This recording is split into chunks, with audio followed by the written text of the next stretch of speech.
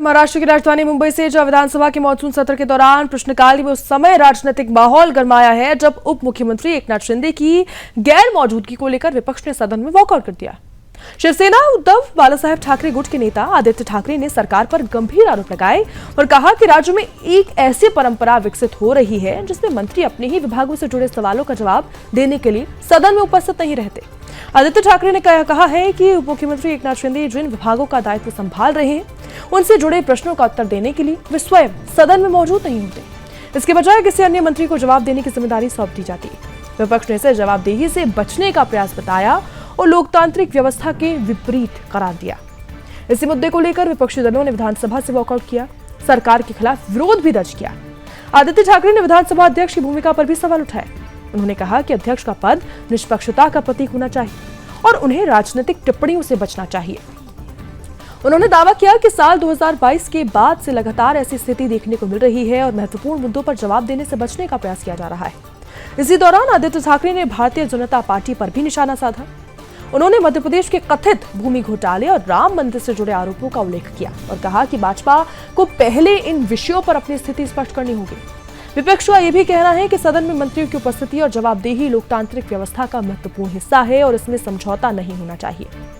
फिलहाल विधानसभा के मॉनसून सत्र के शुरुआती चरण में ही सरकार और विपक्ष के बीच टकराव खुलकर सामने आ गई है। विपक्ष के वॉकआउट ने राजनीतिक बहस को और भी ज्यादा तेज कर दिया है।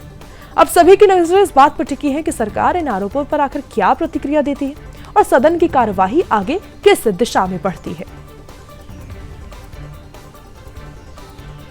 बहिष्कार का कारण यही आज हमने जो वॉकआउट किया है इसलिए किया है क्योंकि हर अधिवेशन देखें तो 2022 से जब से सरकार को इन्होंने गिराया, गद्दारों ने गिराया, तो हर अधिवेशन में फेकनाथ मिंदे खुद की जिम्मेदारी को टालते हैं।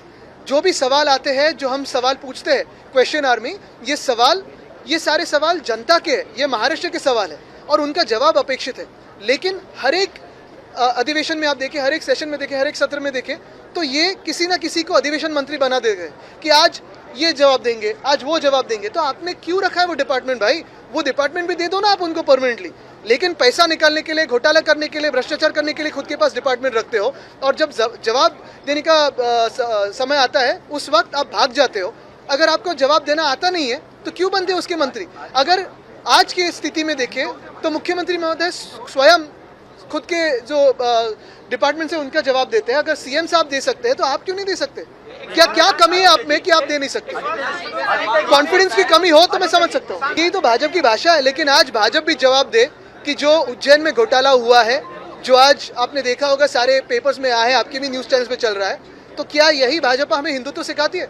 जिस भाजपा के लोग राम मंदिर में घोटाला करते हैं, राम लल्ला के जो आप देखिए पादुका चुराया, नेकलेस चुराया, जिस राम लल्ला के मंदिर में अगर ये भ्रष्टाचार कर सकते हैं और उज्जैन में महाकाल के उधर जमीनें खुद के नाम पे सीएम कर सकते हैं, तो ये भाजपा हमें हिंदुत्व की सर्टिफिकेट देंगे?